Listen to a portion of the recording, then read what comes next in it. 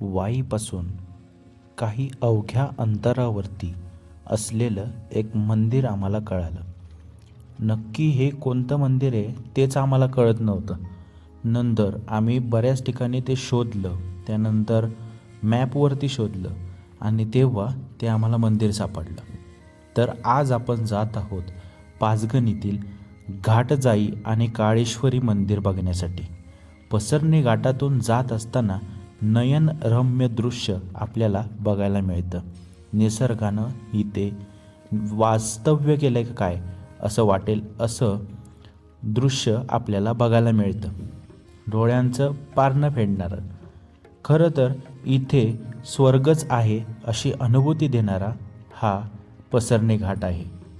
पाचगणीत आल्यानंतर जो काही थंडावा जाणवतो ना, तो विलक्षण आहे. म्हणजे तुम्ही कुठंही जा, पण इथं जो थंडीचा अनुभव भेटतो ना, तो कुठंही मला तरी आत्तापर्यंत बघायला मिळालेला नाही आहे. पाचगणीत आल्यानंतर पहिल्यांदाच आपल्याला डाव्या बाजूला हे द्वार लागतं, जिथे आपल्याला घाटजाई मंदिराकडे जायला रस्ता आहे.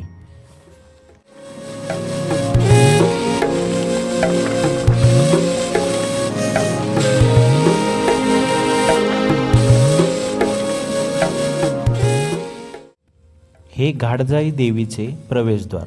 इथूनच आतमध्ये गेल्यानंतर आपल्याला हे छान असं वातावरण असलेलं परिसर आणि मंदिर बघायला मिळतो.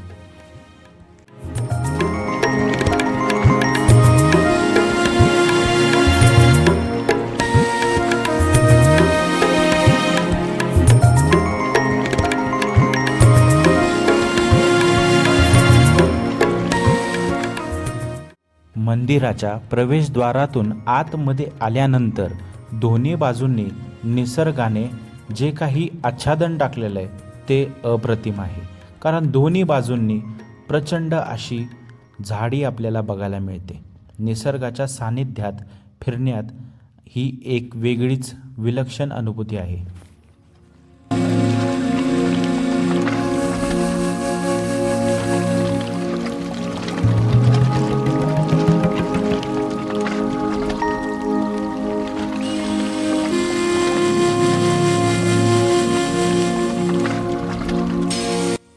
घाटजाई मंदिराच्या समोरच एक मोठी अशी दीपमाळ पाहायला मिळते.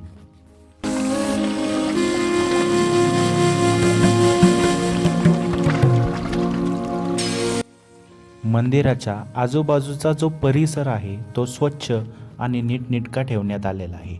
मंदिराच्या गाभाऱ्यातून आपण आता जात आहोत.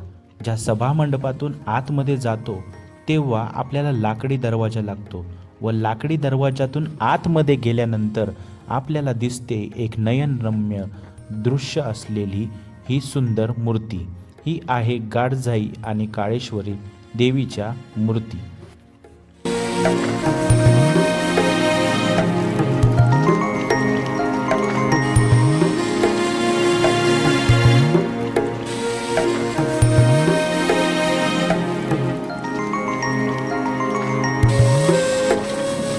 मंदिराच्या मुख्य द्वारावर छान असा गणपती कोरलेला दिसतो.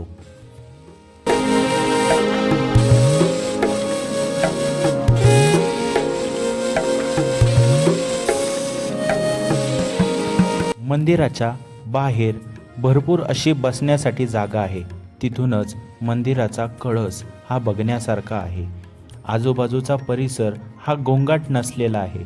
बरीचशी अशी जुनी झाडं आपल्याला बघायला मिळतात आणि इथे वातावरण अगदीच खूपच शांत आहे.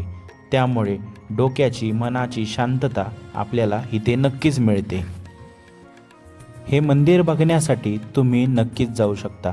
आपल्या सहकुटुंबासोबत आपण या मंदिराची नक्की भेट द्यावी. तोपर्यंत धन्यवाद.